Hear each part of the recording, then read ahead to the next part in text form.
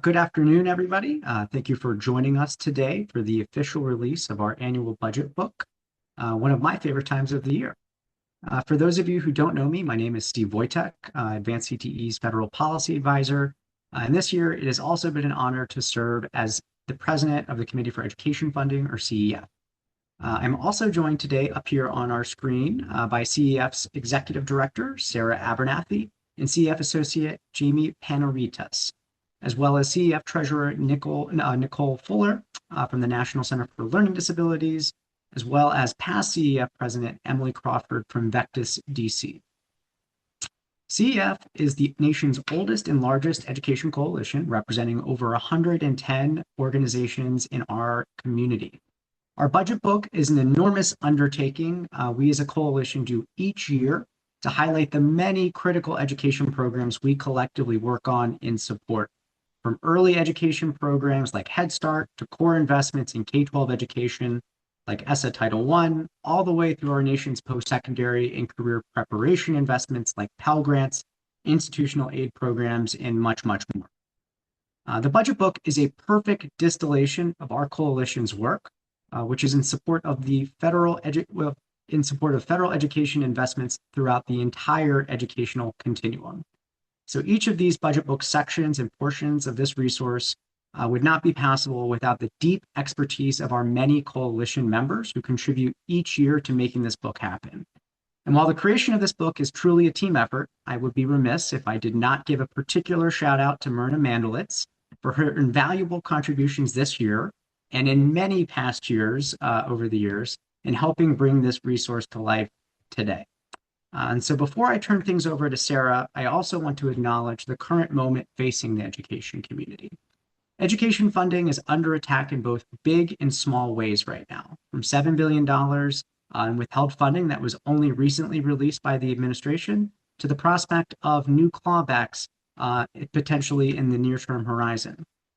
Education funding represents a small fraction of the federal budget, but plays an outsized role in our national well-being.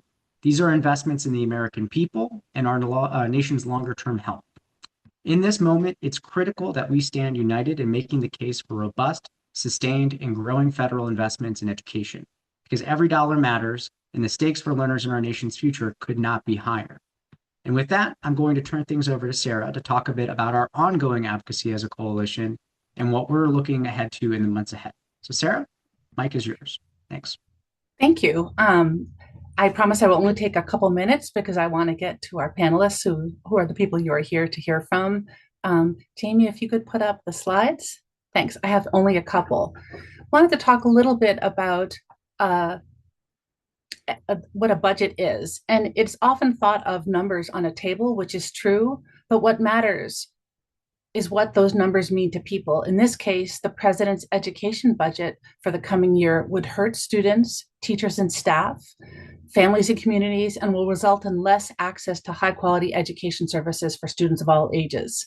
CEF's budget book illustrates what that budget means in human terms. This slide represents the budget numbers. You can see what Congress has approved each year for the Department of Education programs, and that the president is requesting a $12.4 billion, 15.6% cut for the coming year. But education funding is already $20 billion below what it was 15 years ago in inflation-adjusted terms. Next slide, please.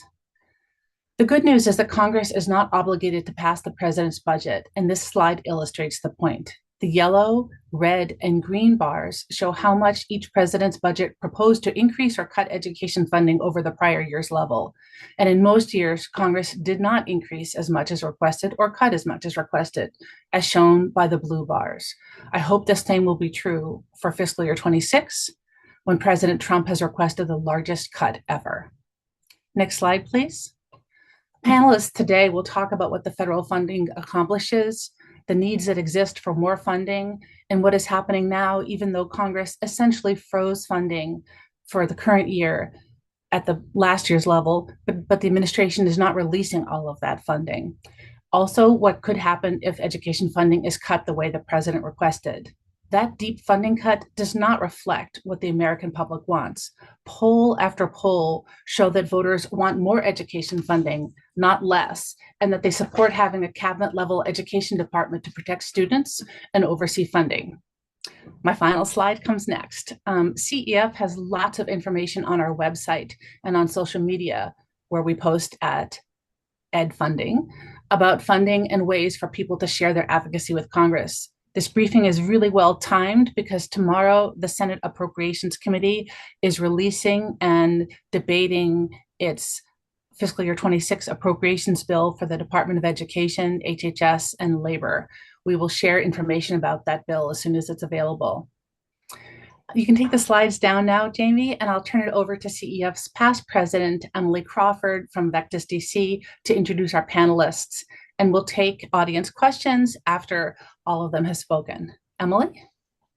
Thank you so much, Sarah. Good afternoon. I have the distinct honor and privilege of going through and introducing each of the panelists before their wonderful presentations and comments.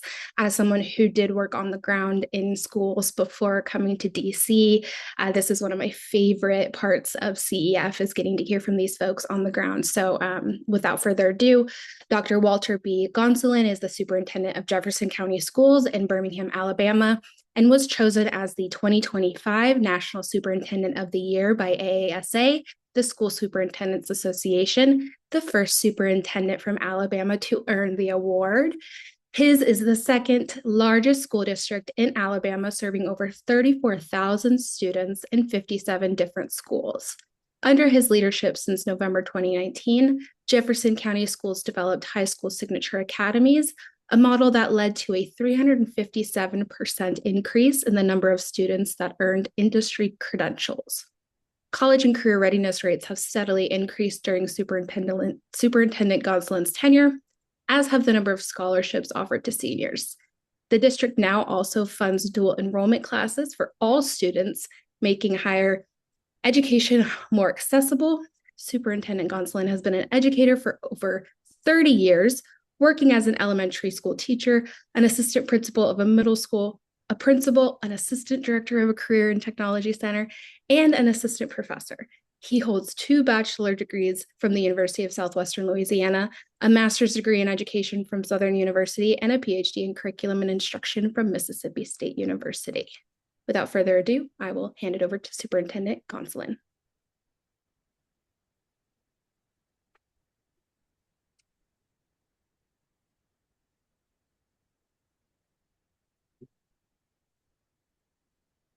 Thank you very much.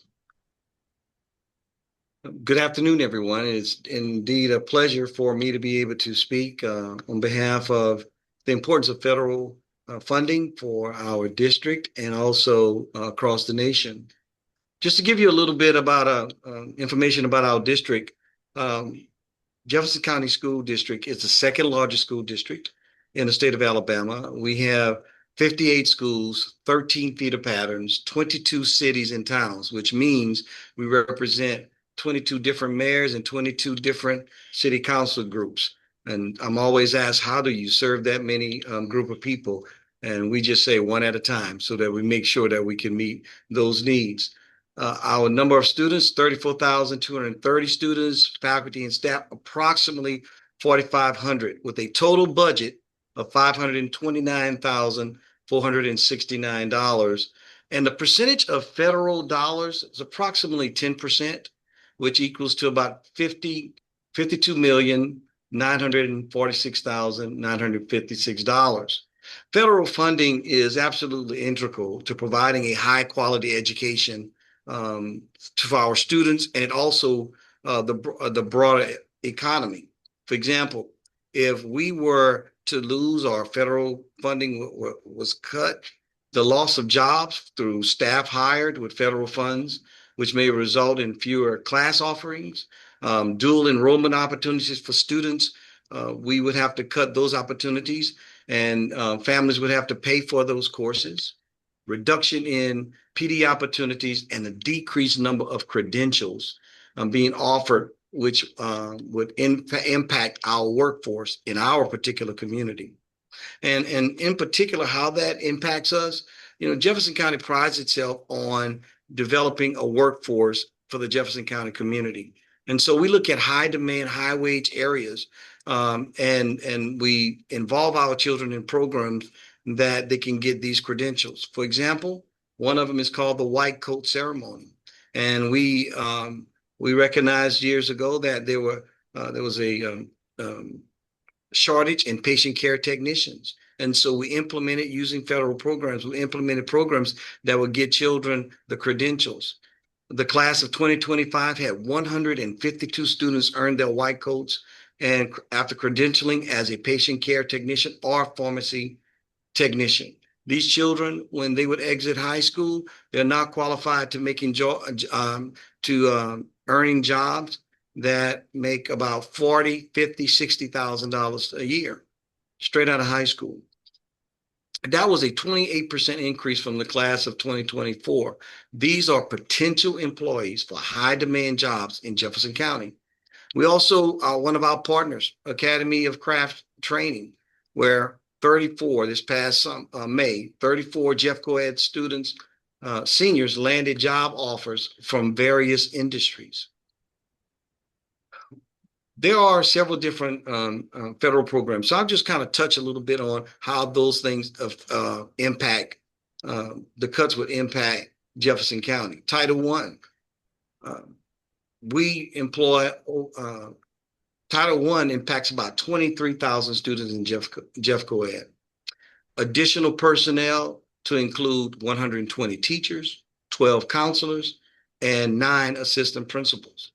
Also, the work that we do with technology, our parent and family engagement activities, and professional development, all funded by Title I. In Title II, we have critical programs to our programs such as the Principal Pipeline, where in a growing market of a shortage of educators, not just teachers, but just educators, these monies allow us to grow our own leaders from within so that we can send them back to school. We can put them in professional development and foundational reading and math training for teachers. Our Title III monies that we use those for summer camps. We hire counselors for our newcoming centers for those students who are struggling as ESL students. We have a particular program called the Newcomers Program that we educate these students in the professional development for the staff. Our Title IV program, we pride ourselves on dual enrollment, which allows our students to enter college with several credits and helps families with offsetting the cost of tuition. And many of these families that we serve, they are still first generation students of college. So over the past 2 years, in 2023 and 2024, the number of courses that were paid for by federal dollars was over 4,500 courses. That equals to $840,000 in funding. And several students through this program have graduated with their associate's degree before graduating from high school with their diploma. Great opportunities that will be affected. In terms of our mental health support that we use with our Title IV monies, we hire social workers and behavior interventionists. For the school year 24-25, the overall number of students referrals for mental health was over 2,200 students, double the number from 23-24.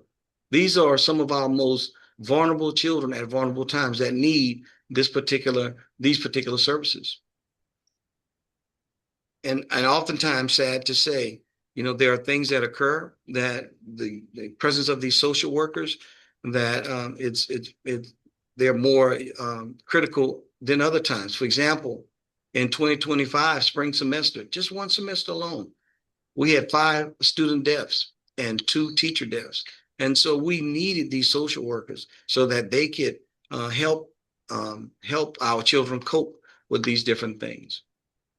Federal Title IX, the Homeless Assistance Act. This is a federal mandate. We provide transportation to the school of origin and even back home for children who are homeless.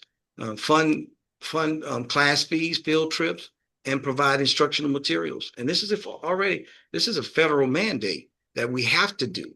And so with a cut of those federal funds, it makes it an unfunded mandate for us, which is even harder.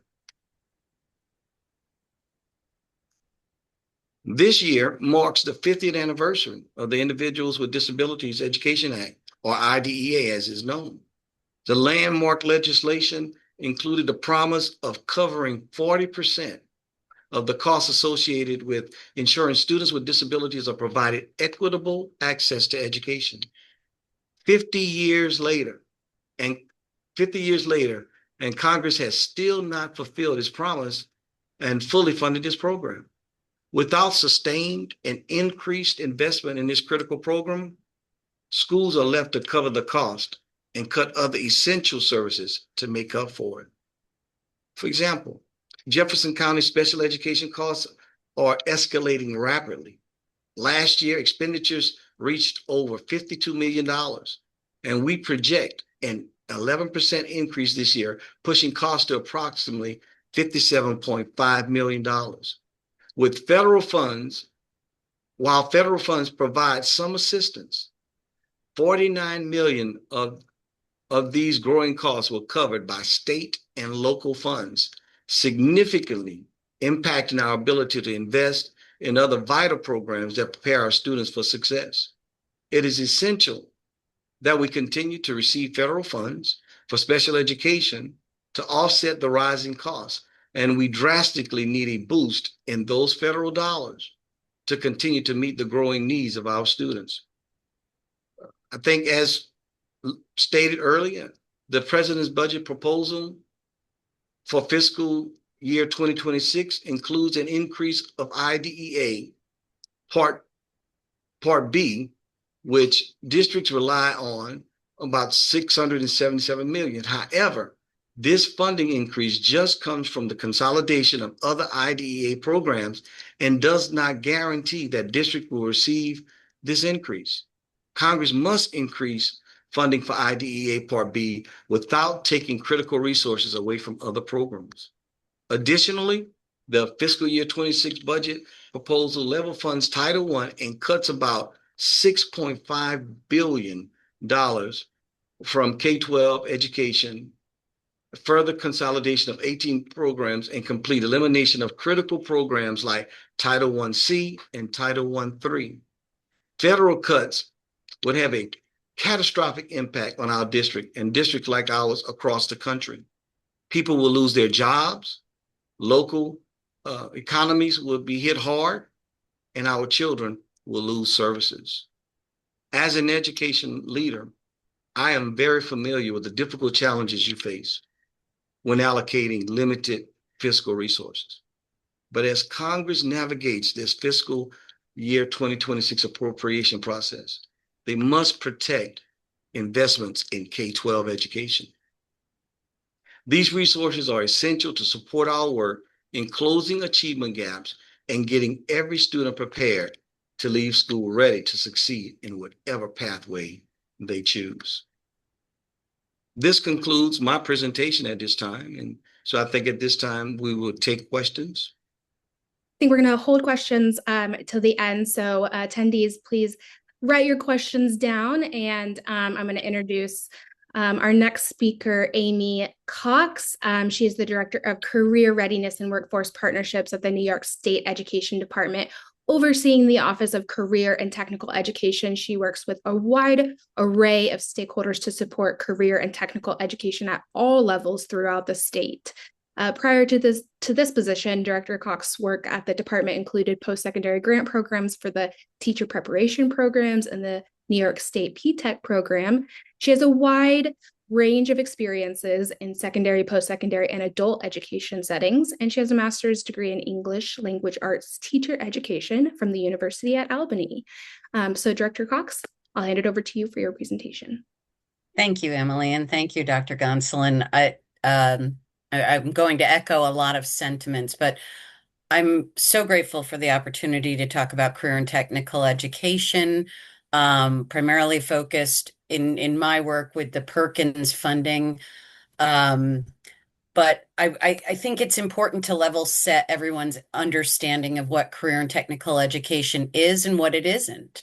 Historically, career and technical education often goes, which goes by, CTE, was formerly known as vocational education, and it was terminal job specific training that focused on the skilled trades. However, beginning in the 80s and the 90s, we saw the transition from the model to an integrated learning model for a multitude of careers. CTE became less of a pipeline and more of a gateway. However, a certain stigma remains, and our work continues to eliminate the narrative that CTE is somehow for those students who will not proceed to post-secondary education. Sure, as Dr. Gonsolin talked about, we have students that complete our programs and directly enter the workforce. But even those students will need some level of post-secondary training to keep up with the changing demands of the labor market. Additionally, we need to move away from the idea that post-secondary education only happens on lofty, leafy campuses offering four-year and advanced degrees. Post-secondary learning includes our community colleges, our workforce training centers, our trade unions, and our military. Learning is not a finite condition. We are teaching students to become lifelong, continuous learners. As our friends at Advanced CTE have shown through their work, the modern career cluster framework consists of 14 clusters, 72 subclusters that serve as the primary organizing structure for the CTE programs. These structures are supported by 5 cluster groupings aligned to purpose and impact. Aligned to but what I really want to say is, first of all, check their work out. But in New York, we tend to organize our programs around agriculture education, business and marketing education, computer science education, family and consumer science education, health sciences education, technology education, and trade and technical education, which is very, very vast. And these cover the entire labor landscape from entry-level positions to advanced positions. And CTE answers the question of why. Why do I need to learn this? The combination of academic, technical, and professional skills, and let's please stop referring to them as soft skills. There's nothing soft about them. In CTE programs provides the answer when learning is contextualized into authentic experiences and the application of all 3 skill sets that accompany those experiences. Students understand why they need to know algebra when planning to build a structure in their construction trades programs, why written and oral communication is important when serving the public in health careers, and why chemistry matters in recipes when baking in culinary programs. In our department in New York, we are working towards responsive leadership. This federal funding has been so key to providing that leadership. We know, and Dr. Gonsolin talked about this, that we have teachers. The teaching profession is fluid. We have teachers regularly leaving or entering the profession. We need to provide the training and professional development to current and new teachers, counselors, and administrators to ensure their knowledge and skills are updated. It's a symmetry. We can't expect students to know it if our educators don't know it. We work with industry partners to forge the collaborations for this training. We know the world is moving to electric vehicles, but many of our teachers were trained only on internal combustion engines. Through the federal funding and through partnerships with our community colleges, the New York Power Authority, the New York State Energy Research Development Authority, and funding support from the National Science Foundation, we're now in our 2nd year of providing regional training to secondary teachers, automotive and electrical teachers on hybrid and electrical vehicles, as well as the internal combustion engine and EV charging technology. We want our students to be prepared to work with all types of vehicles, as well as all evolving technologies. We know that individuals typically change careers several times within their working lives. As industries and technologies evolve, it's vital to the economic stability and sustainability of the country that young adults and returning adults have access to programs that allow them to reskill for new careers. We may enter the workforce with a certain skill set, but that skill set needs to evolve over time, and programs at our community colleges and educational opportunity centers provide that training, not just through degree programs, but through certification programs and micro-credentialing. CTE is integrated learning that can be applied across multiple careers and provides career flexibility that matches the evolving labor market. We no longer can train students for just one job. In New York, this funding is vital as we strive to enable students to become reflective learners who can assess their knowledge and skills and determine what new knowledge and skills they need to acquire to progress in their careers. We're working really hard to de-silo secondary education, post-secondary education, and career. We want students at all ages and stages to see education as a continuum that provides for personal and professional growth throughout their lifetime. This funding is essential for that work. Thank you. Thank you so much, Director Cox. Next, I would like to introduce Dr. Saul Jimenez Sandoval. Dr. Jimenez Sandoval is an immigrant to the San Joaquin Valley, having arrived from Mexico at 10 years old with over 2 decades of service to the California State University Fresno campus. He has served as a professor of Spanish and Portuguese, coordinator of the Spanish Master of Arts program, chair of the Department of Modern and Classical Languages and Literatures program, and dean of the College of Arts and Humanities. In 2021, Dr. Jimenez Sandoval was named Fresno State's 9th president. Under his leadership, Fresno State launched a direct admissions program that partners with local school districts to provide access to higher education in the Central Valley and foster a college-going culture across the community. In 2022, Fresno State achieved a Doctoral University High Research Activity, or R2, by the Carnegie Commission on Higher Education. President Jimenez Sandoval also established formal relationships with the local and national organizations to strengthen the impact of Fresno State, including to address housing insecurity, to expand food security, and to establish new study abroad programs. He earned dual bachelor degrees from the University of California, Irvine, and then his master's and PhD in Spanish and Portuguese literatures, also from UC Irvine. With that, I will hand it over to President Jimenez Sandoval. Thank you, Emily, and it's great to be with you and with everyone else. I appreciate this opportunity. I'm Saul Jimenez Sandoval. I am the president of Fresno State, and I've called Fresno State my home for 25 years, and the Central Valley has been my home since I was 10. This region is unique to the United States. It sits in a unique political crossroads. Within a few miles, you'll find congressional districts that are both Democratic and Republican. And that's why bipartisan advocacy is not only possible, but it's essential in the Central Valley of California. From these early days of growing up in the Fresno region on a tomato farm that my dad had, I came to appreciate the strength, culture, and resilience of the San Joaquin Valley that is my home, a region that feeds the world and reflects the best of America. Growing up, I never imagined I would be the president of Fresno State. Indeed, I'm unique in my life mission as an educator. I grew up in the region, and now I witness how Fresno State transforms the lives of so many of our students around me.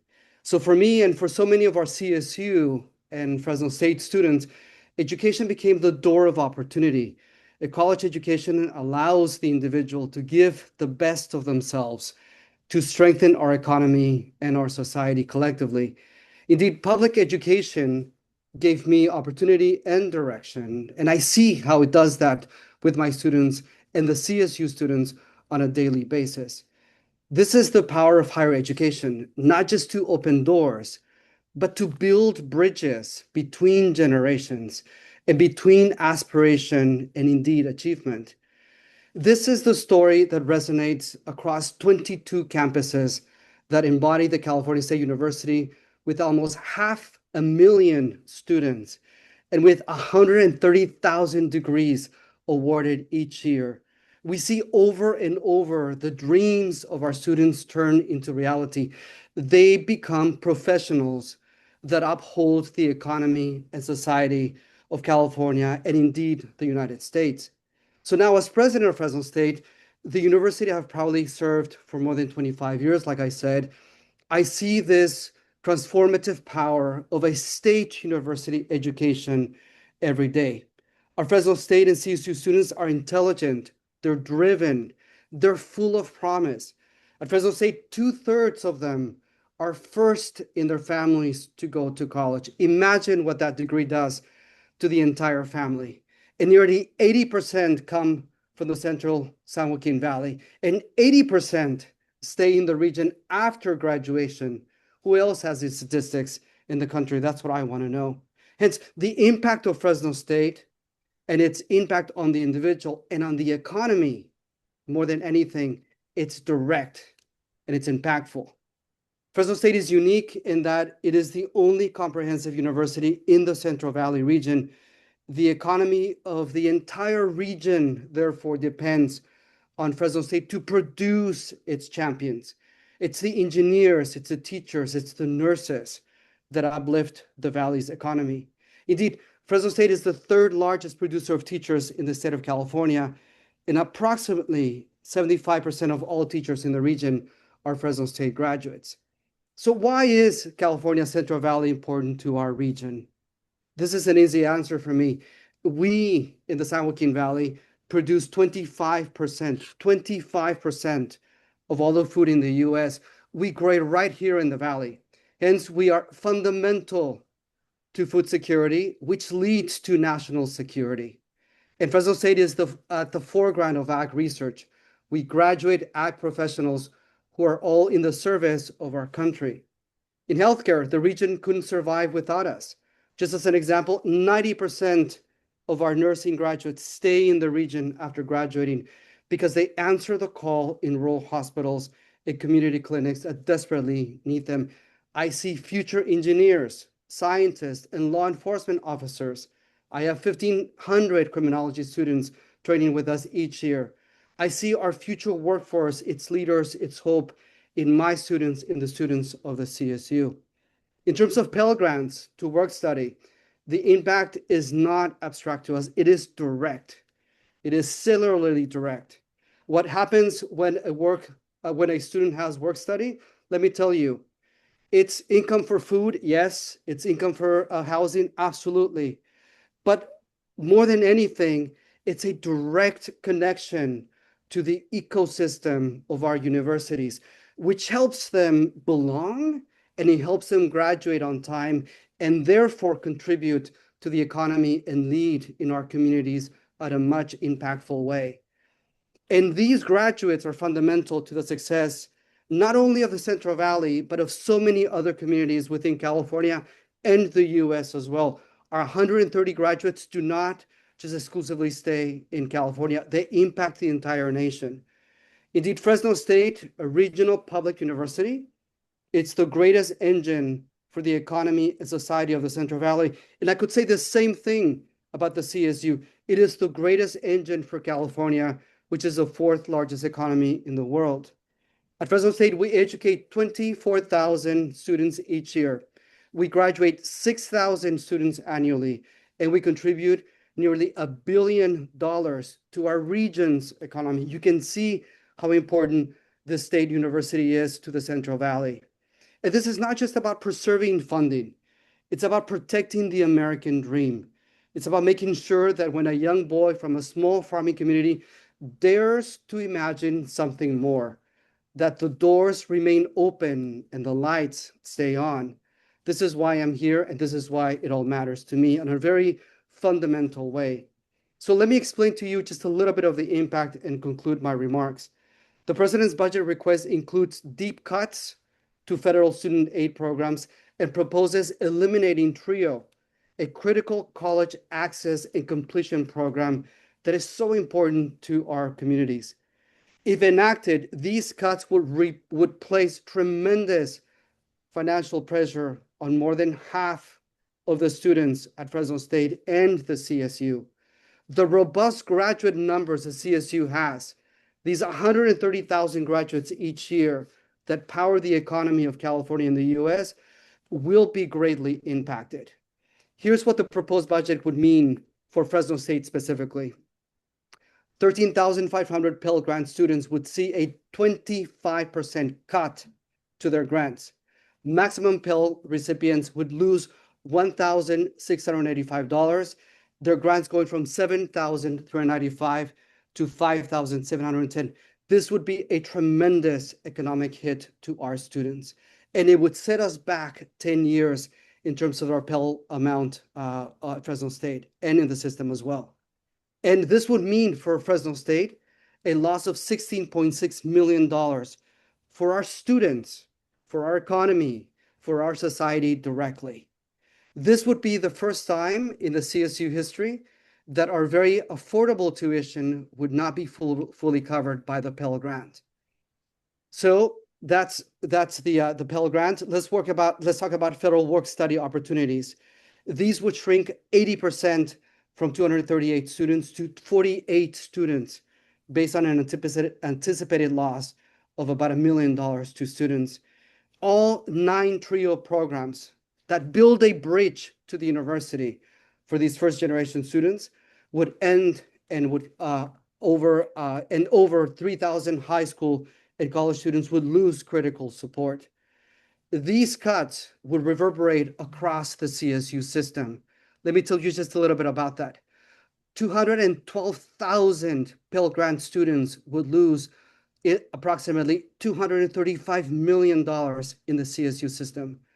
And all 39,300 SEOG students would lose $24 million in aid. Federal work study slots would shrink from 6,320 in the CSU to approximately 1,250 students, decimated numbers. And 30 million in subsidized employment would be lost. All 118 TRIO programs would be eliminated, completely eliminated. This would end support toward enrollment and graduation of 30,000 students in the CSU, which would translate into $42 million grant dollars lost annually. I'll end my comments with the following. Our universities, the CSU, Fresno State, is fundamental. It's fundamental to our economy and our society. Just with one simple example, I will end. Teaching. At Fresno State, we have seen other education grants affected, such as a failure to release new funds for migrant student programs. And indeed, at other CSU institutions, the Teacher Quality Partnerships, or TQP program, which support teacher training programs, were canceled earlier this year. A program fundamental to the teaching pipeline, yes, but fundamental to all of the other professions. Everything starts with a teacher in the classroom, inspiring the students for the future. That concludes my comments, and I look forward to our conversation. Thank you. Thank you so much, President Jimenez Sandoval. Next up, we have Amanda Kordelski. She is the Director of Libraries and Instructional Technology at Norman Public Schools in Oklahoma and has worked for the school district for almost 10 years. She is the president of the American Association of School Librarians and has held a variety of leadership positions within that organization and the American Library Association. She is a member of the ALA Policy Corps, Unite Against Book Bans cadre, and the Policy Corps Advisory Board, where she advocates for libraries at the state and national levels. Director Kordelski was named a 2025 Library Journal Mover and Shaker for her school library advocacy work and was the recipient of the 2023 Oklahoma Library Association Distinguished Service Award for her advocacy. She is also a recipient of the Oklahoma School Librarians Technology and Education Award, the Oklahoma Polly Clark School Librarian of the Year Award, and the Oklahoma Educators Association Kate Frank Award for Human and Civil Rights. Director Kordelski earned both a bachelor's and a master's of library and information science from the University of Oklahoma. With that, I will pass it over to her for her remarks. Thank you so much, Emily. Good afternoon to everyone. I'm very excited to be here today. I am going to wear 2 hats. As Sarah said, I currently serve as the president of the American Association of School Librarians, and I am the proud director for Norman Public Schools in Oklahoma. A little bit about my school district. We have approximately 16,000 students, almost 2,000 teachers, paraprofessionals, and staff, and 17 elementary schools, 4 middle schools, 2 comprehensive high schools, a specialty aviation high school, and an alternative education resource for pre-K through 12. As director, this is my 5th year to serve as director and my first as ASL president. We have experienced a lot of upheaval and turmoil with the current budget. And so I'm going to talk about several things that are impacting both school librarians across the country and then students in Oklahoma specifically.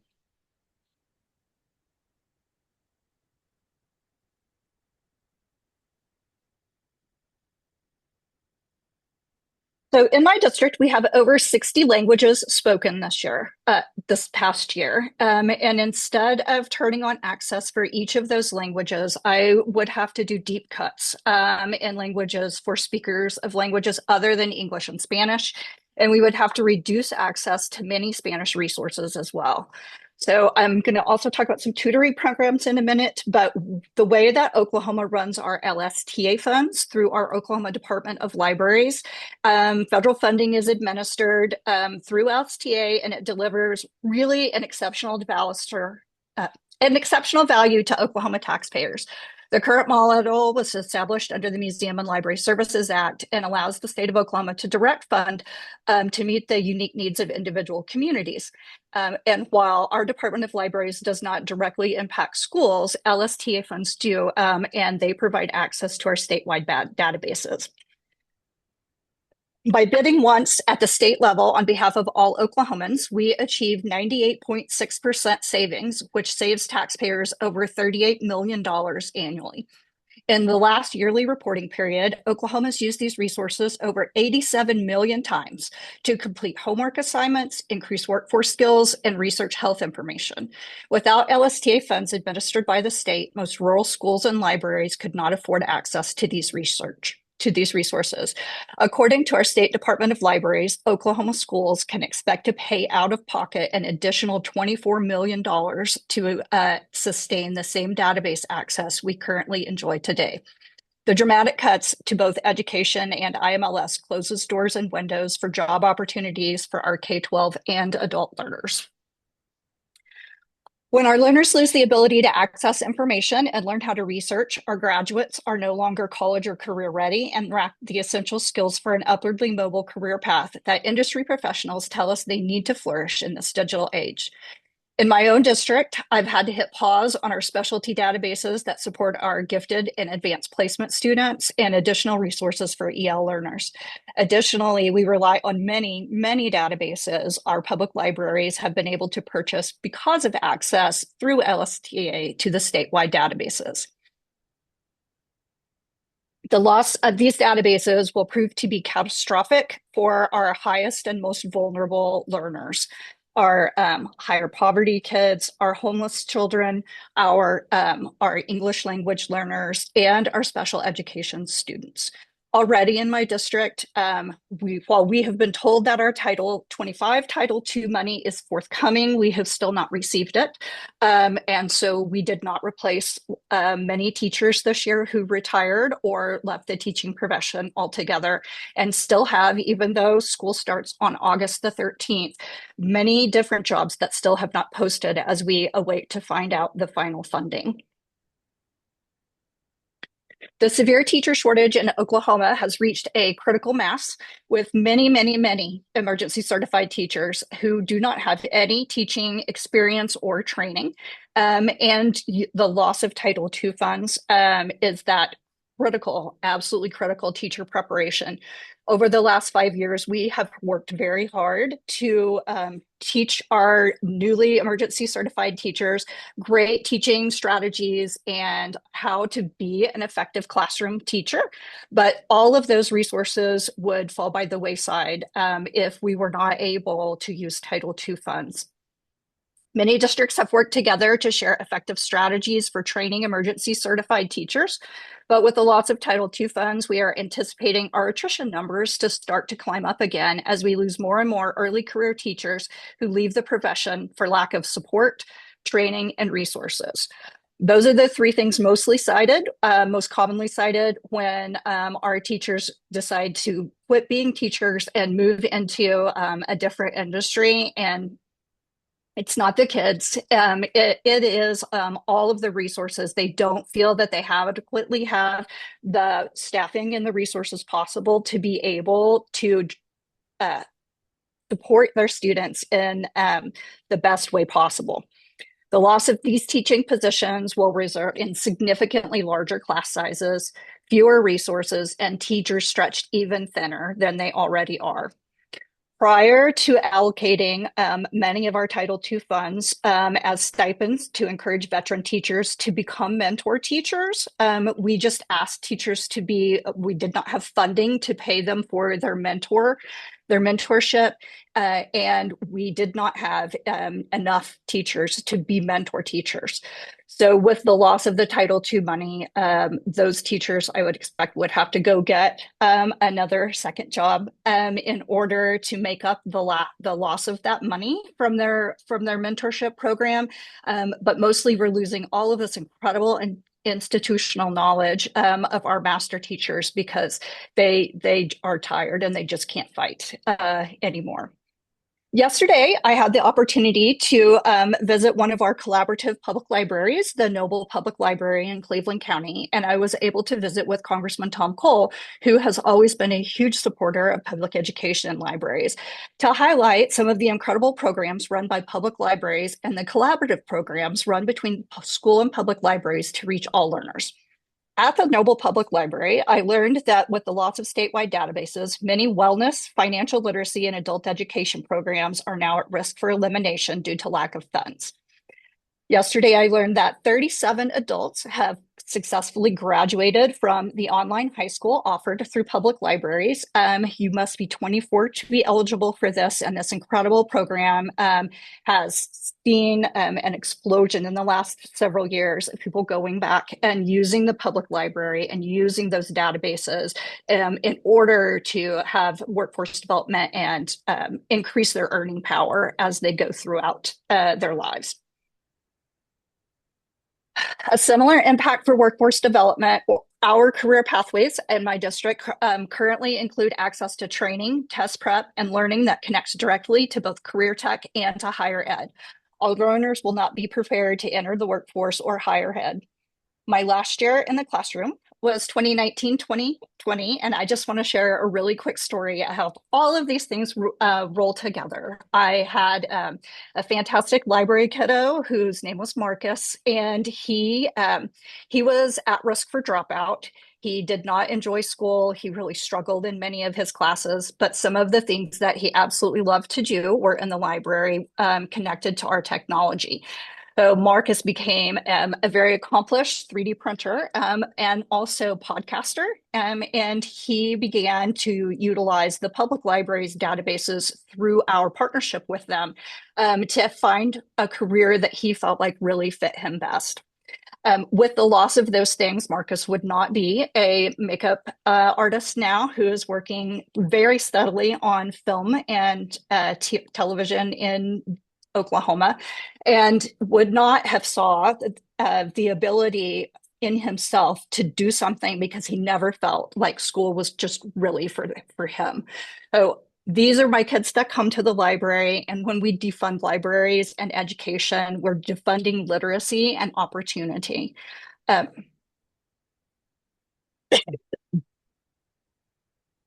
on.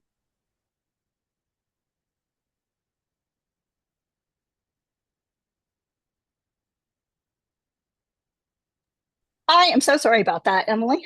That concludes the end of my messages as well, and I am definitely able to take questions after I drink a little bit more water. Well, before we transition to questions, I just wanted to say a big thank you to our incredible educators and leaders. I could barely hold back my enthusiasm and or worry, but very thankful for them to be here today. And I will hand it over to Sarah Abernathy at CEF to moderate questions for the speakers. Thank you all for what you have just the information you've just shared. I had some questions in mind, and in fact, some of them were answered by the things that you have already said. And I encourage people to submit questions through the Q&A if they want the panelists to answer them. I have one question I wanted to start with for Superintendent Gonsolin, but actually could apply to other folks as well, which has to do with the congressional timeline for enacting appropriations and what it means for your ability to plan a budget, or perhaps in higher ed to know what type of student aid that you can offer. This year, Congress was about 6 months late in enacting fiscal year 25 funding, and as we have recently seen, very late in making decisions about whether it will actually release a key amount of the formula state grant funding, which normally doesn't require any question because it goes out by formula. It's clear that this year Congress will not have enacted appropriations by the start of the new fiscal year, which is about 60 days from now. So what is the timeline for your district to complete its budget, and how does the delay in federal decisions impact what your district needs to do in terms of hiring or establishing programs for Jefferson County for the next school year? Thank you for the question. Well, the budgeting process for an upcoming school year it begins almost immediately after the prior year is closed. It takes several months to complete and relies heavily on historical data and informed projections. Often well before final federal allocations are announced, once those allocations are finalized, we must revise the budget accordingly. And the departments of programs receiving those funds fine-tune how they will be used. When federal appropriations are delayed, the impact is significant. Hiring personnel, ordering supplies, and contracting for essential services can all be pushed back. When we constrain the district's overall financial health, public education already operates on extended timelines for hiring and procurement, and funding delays only make those challenges worse. Ultimately, slowing the delivery of services and resources to students. Additionally, when federal funding is promised but not yet dispersed, the district must temporarily cover those costs with local funds, creating an unplanned short-term reduction in those resources. We have two grants, that federal dollars that we are awaiting. We've already been awarded. One is the Renewing Schools Act, and our district, along with 21 other school districts across the nation, received those monies in the tune of, I think, $15 million. And we've been awarded for a year and a half, but yet those monies are not released. And so, for example, just yesterday, I had to take $3 million out of our local funds to pay for the LED lighting and the installment, hoping that the monies will still be released for those particular things. And we have several instances in which, when that money is delayed, we have to make critical decisions. And I didn't know, President Jimenez Sandoval, if you wanted to address sort of what happens, the timeline for colleges to make student aid offers is obviously very different from a K-12 school district, but I know is also intertwined with federal timing on decisions on size of grants. No, it really is, Sarah. And it impacts our research and anything that is grant funded. And let me just say a few things about what type of research Fresno State conducts, as well as the rest of the CSU system. Our research is real, it's direct, and it's also applied. I'll give you just one brief example. We have a grower in our region who supplies USDA with those little fruit cups that most of our students across the nation receive in their lunch boxes. So these fruit cups have strawberries in them. The strawberry, before being processed into that syrup that our students have, then need to have the top cut off. And the growers, Bill Smitkamp from Owona Frozen Foods, was using a water knife to top off, the top of the strawberry. My students and my faculty came in to Wawona Frozen Foods. They studied the problem, and then they came back with an innovative solution. It's not water that we need to use because water is a fundamental element in the Central Valley. We need it. We need water. It's one of the big issues that we have. But instead of water, then we can use an air knife. And just with that, Mr. Smitkamp was able to save around 500,000 gallons of water. So this is a type of research that it's impactful, it's real. And these are the type of research opportunities that are stalled or that are put back if if the funding is not forthcoming on a timely manner. Thank you. And I had a question for Director Cox. The President's fiscal year 26 budget request eliminates support for post-secondary career technical education. How would this impact CTE efforts in New York State and the effectiveness of CTE programs more generally? So the proposal to remove funding strikes at the heart of our economy because these are the institutions where students, in looking at the continuum, this is where students really focus on their career aspirations. It's not just about the Perkins funding either. It's the collaborations between the departments, our Department of Labor, our Department of Health, our Economic Development Councils, and so many other agencies. And when funding goes away for post-secondary, that goes away. Those students go away. This is so fundamental. And I would just say too that we need to re-envision.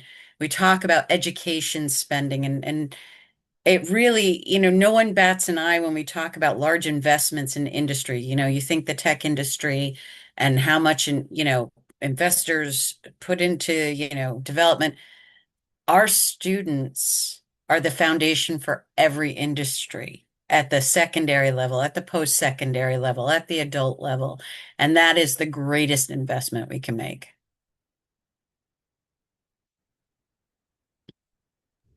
Thank you. I had a question for Director Kordelsky.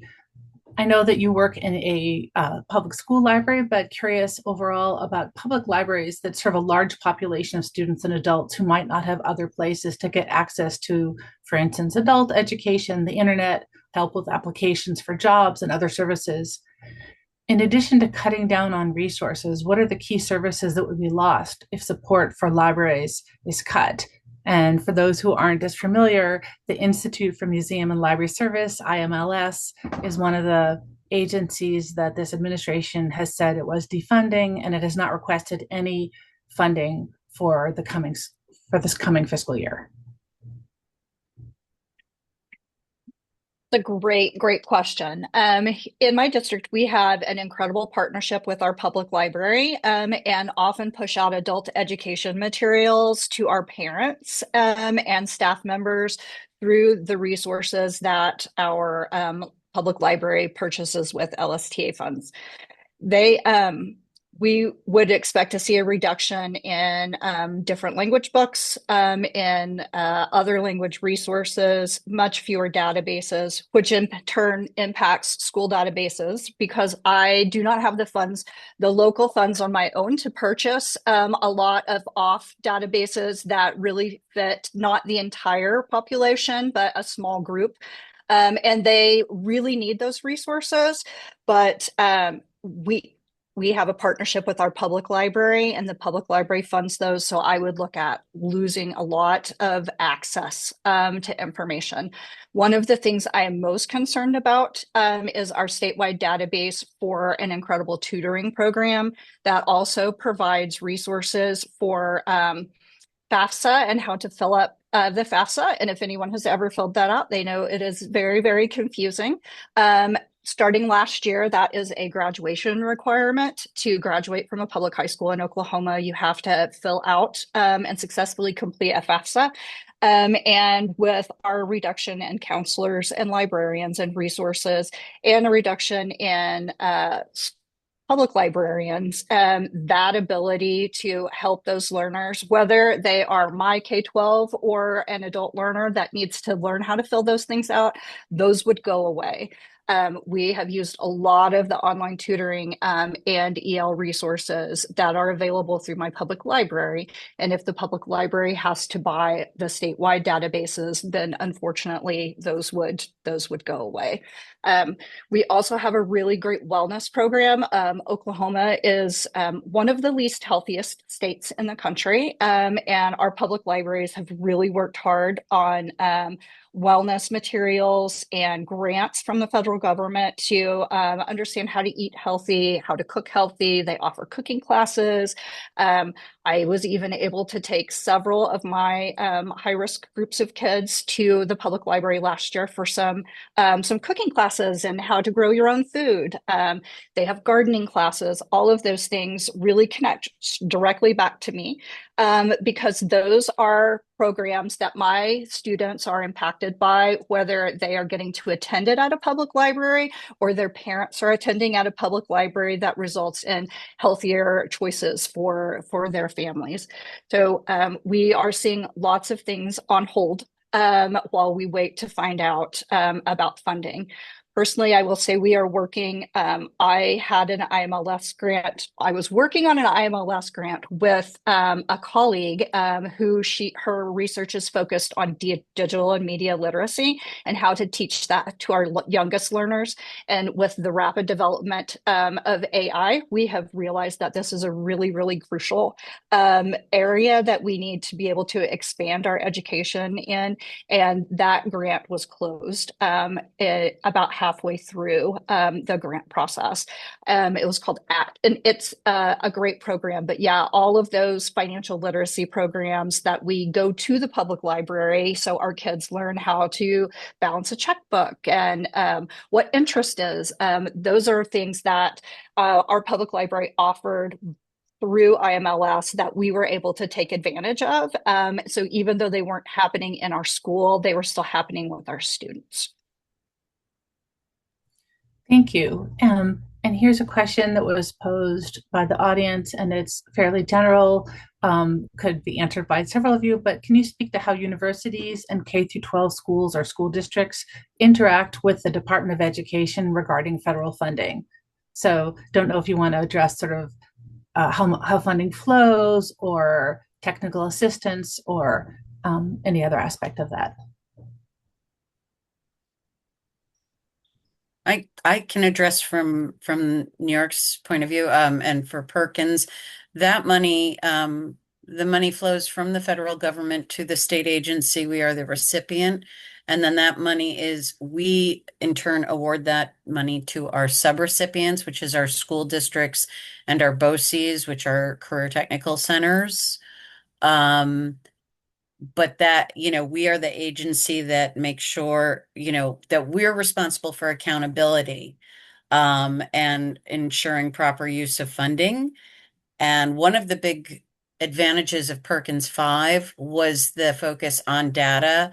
And one of the benefits of the funding has been a really improved data collection and analysis in our state. We have built a data system that allows us to drill down right into specific programs at specific schools to see where there are student performance gaps. We don't pay attention to personally identifiable information, but that way we can provide direct assistance and help them target their funding, their federal funding, to closing those gaps. And so that's, the schools aren't working directly with the federal government in our case, but we work with the federal government to help the schools, close those gaps. That's what in career and technical education programs.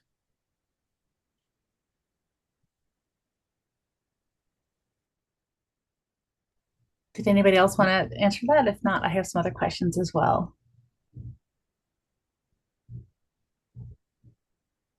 Well, I can echo what Ms. Cox or Dr. Cox has said. But I want to, so the process is the same for us in Alabama. But, but I want to talk about how essential those funds are to our K-12 students and that whole process. You know, we've been able to partner with our commissioners, with our economic development groups, and we're able to see where the gaps are in employment, the vacancies, and so therefore working along with our higher education partners with those monies, we're able to put those programs into our schools through taking dual enrollment courses, and it allows children well, first, for the economy, we are filling the vacancies in key and critical areas, and which translates to um, people, children, graduating from high school, ready to go to work, and still have the option to further their education.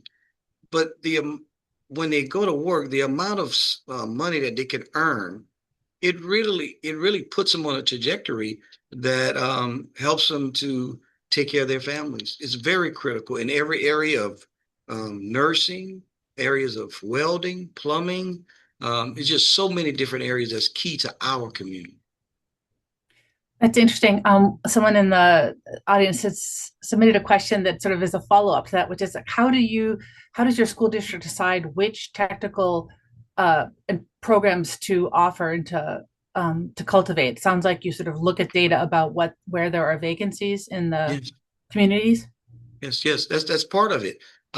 You know, I'm the superintendent of a school district, and I sit on the planning, zoning and planning committee for our county commissioners, and we work together to decide, you know, looking at data, are there vacancies in key and critical areas, and how can we address those things? We also look at the projections of where, the industry that our community that they're trying to bring and attract to this community. And so we look at that data so that we can put those career tech programs into our schools. And interesting enough, what we found, and the reason why we started partnering with these people with those monies, we found that 70% of our children, when they graduate from high school in Jefferson County, they stay within a 50-mile circumference area. And so then we had to use that information to say, okay, when they do exit, what are they exiting with? You know, and then what are they doing? Because they're staying in the area. It makes the area more attractive, and it helps the economy and it helps people. Thank you. And a question submitted for President Jimenez Sandoval from the Association of State Colleges and Universities, which is about work study program that the president's budget proposes to reduce the funding by 80%. Well, guess what the question is what would be impact on your campus if funding was reduced by 80% as proposed by the president's budget? They're proposing to transfer 80% of the costs of the program to colleges and universities and to private employers rather than having the federal government pay for that. Yeah, and I think the answer to that is extremely clear.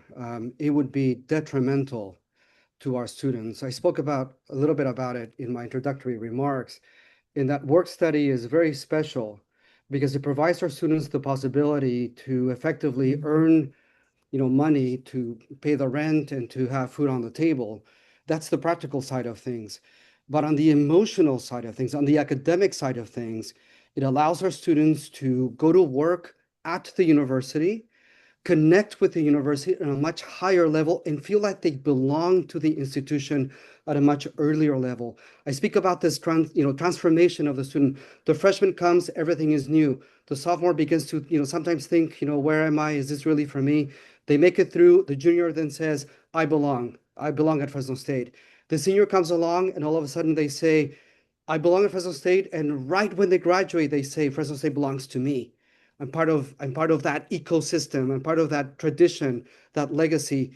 We want that to happen earlier in their career. And work study is fundamental to this. If work study were to be reduced 80%, it would be detrimental to our students because within the Fresno region specifically, We don't have the economic ecosystem that other large metropolitan areas have.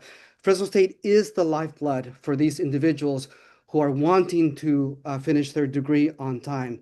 And it's more than anything, it's a training ground for our students in which they envision themselves as professionals and as leaders for the future. Within the CSU system, it would be dramatic. It would be just staggering, the loss of talent and the loss of connections that we would have. $1,700 for us seems like a lot. For our students, it's a world of a difference. It's literally a world of a difference. And it's a difference between saying, I'm going to stay on or I'm going to drop off. A friend of mine who was a professor at a Cal State University said that at one point a very promising student came in and said, I'm sorry, I'm not going to be able to enroll next semester, because my car broke down and I have the choice of either paying tuition or getting my car fixed, which I need to get to my job. And that was the fine line that the student was living on, where losing federal work study dollars or other financial aid, for instance, could make a difference between being enrolled or not. Yeah. For us in the CSU, we would shrink dramatically from 6,320 to approximately 1,250. It would be 30 million that would be completely lost. And that's a big, big hit to that 130,000 degrees that we produce a year for the economy of California and the United States as well. I had another question for Superintendent Gonsolin. Not every child has access to early childhood education. Only 4 out of every 10 eligible children for Head Start can get served, for example, because of budget constraints, and states are likewise constrained in their ability to provide high quality early childhood ed. The president's budget eliminates the $350 million preschool development grant and the special education preschool state grants, and it freezes childcare and Head Start funding for the 3rd straight year. What would be the impact on teaching and learning if federal support for early childhood education allowed every child to have access to preschool?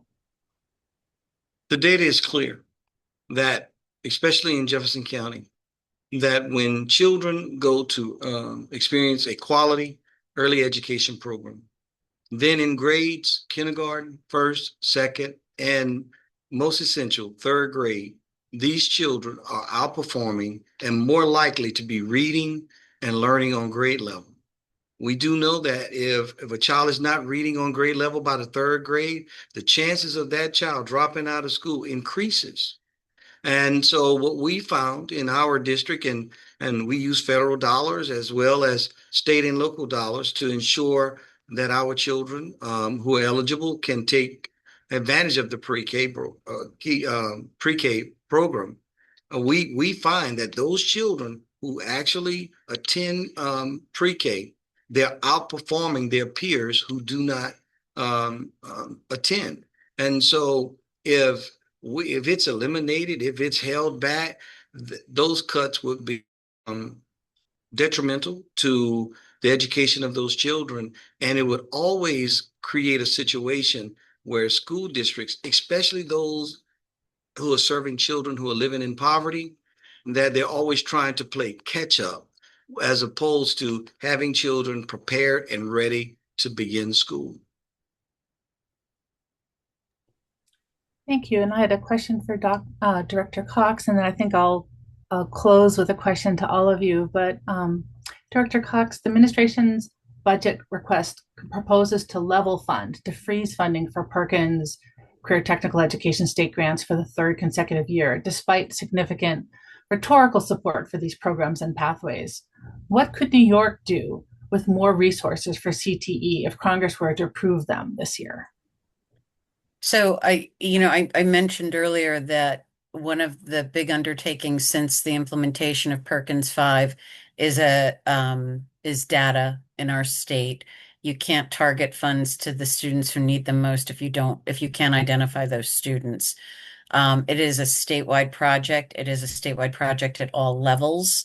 And that work will be seriously hindered with, if we don't see more, not just level funding, but we need more funding because of the number, the the trajectory of data that we need to have. And as Dr. Kordelsky said, databases don't come for free, and you have to have access to these. So the better data collection at the state level to be able to drill down. This is also, it's not just about us having the data, but training our teachers on data. They're not data scientists. Somebody in a cosmetology program, this may be their first experience with data. So we want to provide that training throughout the state, and it's a large state. We have over 700 school districts, including New York City. We have a lot of teachers. We need more, but we need to train them. So level or reduced funding will only hinder the progress that the progress we feel we've been making since Perkins 5, and its focus on all of the special populations that are identified and making sure that services go to all students, particularly those that are under-resourced. So we need to continue that work. Thanks. And that leads to sort of this final wrap-up question, and wanted to weave in something raised in the Q&A, which is that the federal funding often leverages and works, it's braided together with state and local or private funding. And the president's proposal for next year dramatically cuts education across the continuum for all different areas that the folks here on this panel are talking about. Currently, federal funding, there was a lot of attention paid last week to this almost $7 billion in state formula grant funding that had been withheld, that is apparently not being withheld anymore, but in fact has not yet flowed to all states or to all school districts. There's also billions of dollars of competitive grant funding and research funding that isn't being competed. I'm calling this a silent impoundment, because they're just not running the competitions, which means they won't be able to reward the funding on time before it evaporates. Curious what a reduction or the absence of federal funds, how that would impact your ability to support students and families. Overall, the president's budget proposes to eliminate 30 programs, has a 15% cut in total for Department of Ed. What would it mean if your funding from the federal government was cut by 15% or 100%? I'm not sure who wants to go first. Well, I'd like to go first, and thank you. It would be catastrophic. There are already, just in my district, I said that, we have 10 million, 10% of our budget, it comes from the federal government. And even that, those monies that we're receiving are not enough and not funded as promised as the 50 years ago, where with special ed, the promise to fund 40% of it.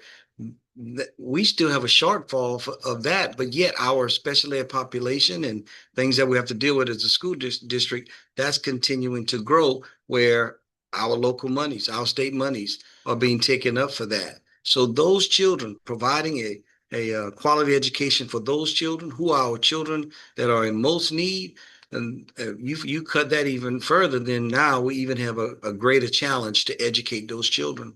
And that begins as early as pre-K and kindergarten, and it continues throughout the K-12 experience, ultimately affecting what happens with us, whether we're graduating those children or not. And our biggest graduation dropout rate wasn't between 9 through 12. It was at the middle school, 6th through 8th grade, which was directly related to what is going on in our pre-K through in our elementary schools. The lack of funding for or not fully funded for pre-K classes. Again, children not reading on grade level by the 3rd grade, because we're continuously trying to catch them up academically. All of that has an impact on the learning of children, and continuing to cut federal dollars will magnify that issue.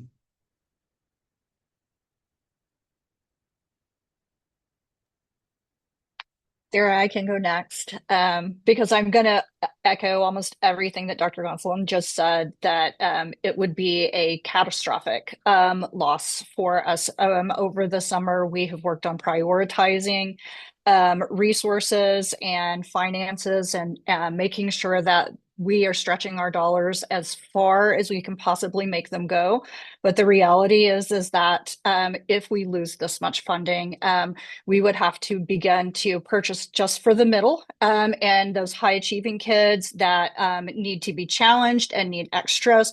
Those would go away, and our lower achieving kids who are striving rigors and really struggling to get those resources would fall by the wayside because we would not have enough teachers or resources in order to meet all of their needs. I will say this last summer, we saw the closing of 2 of our teacher preparation programs in higher ed. And it wasn't due to lack of funds, it was due to lack of interest. When teachers leave education in droves and share how frustrated that they are with their lack of resources and what they're trying to do so many things for so many students with so little money, it does not look like an appealing job path. And that is a career pathway that Oklahomans are not currently choosing because of the just severe deficit in Oklahoma. Go ahead, Amy. I would just echo everything. Catastrophic is the word. Again, connecting education to our economy. It would crater our economy. Our industries, all industries, need an educated, innovative, and nimble workforce. That is what secondary, post-secondary, and adult career and technical education do, as well as other programs. And without that, we have no foundation upon which to build to support these industries. And I will just very quickly say, in New York, we have Micron coming to Syracuse. We have the battery technologies coming to Binghamton. We need a workforce to support those industries. That workforce needs to be educated, and our teachers need to be educated, skilled up on those industries. Without this money, that goes away. So I want to thank my fellow panelists for having said that so spectacularly eloquent. I want to end by saying that cuts are not abstract. Oftentimes we say, it's a cut to Fresno State, or it's a cut to the CSU system, or it's a cut to higher education, or K-12. It's a cut to K-12 or the library system. Cuts are real, and cuts it's to a student for whom $1,700 is the difference between continuing with their education and dropping out. And this translates to the following. It's the difference between a community or a family having an accountant, an ag professional, a nurse, a teacher, etc., or not having one. It's a cut to the individual with great dreams and energy for contributing to their own communities. Remember, I said that 80% of my Fresno State graduates stay in the region. It's a cut to the possibility of a stronger economy. It's a cut to ourselves.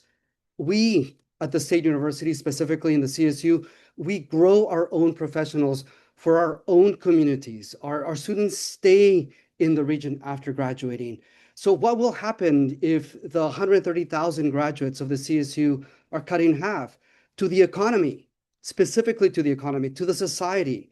What will happen to all of these critical positions? We will have to import talent to supply these critical positions. That is what will happen. So the research at Fresno State is very concrete as well. We carry out direct, impactful, applied research. The CSU does the same thing. It promotes our economy. It makes us competitive on the world stage. So for me, a cut is not to the institution, to the abstract, higher education or K-12 abstract notion of being. It's a cut to ourselves. Therefore, we have to invest in ourselves. When I became president, the first thing that happened is that my previous students, because I was a faculty member at the university, wrote to me and congratulated me. And the first thing I wanted to see was, where are they now? And there were nurses and tax accountants and judges and everything in between, right? And that's when I realized that the classroom is a place where they grow as themselves, but ultimately they become professionals after graduating. So within all of this, then, when I see my students graduate now, I don't see them as alumni or I don't see them as graduates. I see them as the future professionals who are going to take over us. The future nurse who's going to take care of me when I'm 70, 80, 85, 90 years old and whatever else. It's for our future that we are investing this directly. So a cut to the educational system specifically is a cut to ourselves, and it undercuts the possibility of growing our own professionals here within our universities, K-12, in this ecosystem we call the United States. Thank you. Well, thank you to all of you. I will turn it over to CEF's treasurer, Nicole Fuller, to close. Thank you, Sarah. And on behalf of CEF, our board of directors, our members who represent the full education continuum, I really just want to express gratitude for these incredible panelists for joining us today. Not only for the work you do every single day with students, with teachers, with our educational systems, but for spending 90 minutes with us today to talk about investments and what these cuts mean in your community. So really want to just extend my gratitude. And then remind everyone we are here because our budget book for FY 2026 is officially released. And the book, the downloadable charts, we have some video stories that accompany some of the articles. They're all available on CEF's website, which Sarah has put the link in the chat. This briefing was recorded and it will be up on our website as well. We also have a limited number of paper copies of our budget book. If you are Hill staff and you would like a paper copy, please let us know and we will make that happen. We are also on social media. Our handle, oh yeah, there's our cover this year. Thank you, Sarah. I saw it in your background as well. Beneath your plants. We are also on social media. Our handle is @edfunding. We are on Twitter/X, LinkedIn, Facebook, where you can follow along for advocacy and information and timely education funding news. And speaking of news, we will know more about the FY 26 funding picture very soon because tomorrow morning the Senate is marking up the labor HHS education bill. So you will be hearing from CEF and our reaction to that bill very soon. So I just wanted to, again, thank our panelists, thank everyone for joining us today. And I hope that the budget book is an incredible resource to you. A lot of work goes into it, but we know that that work is worthwhile because so many of us use it. We turn to the different pages and we use the funding history, we use the stories, and it really supports our advocacy. So with that, I will close us out. Thank you again, and I hope you have a good rest of your afternoon.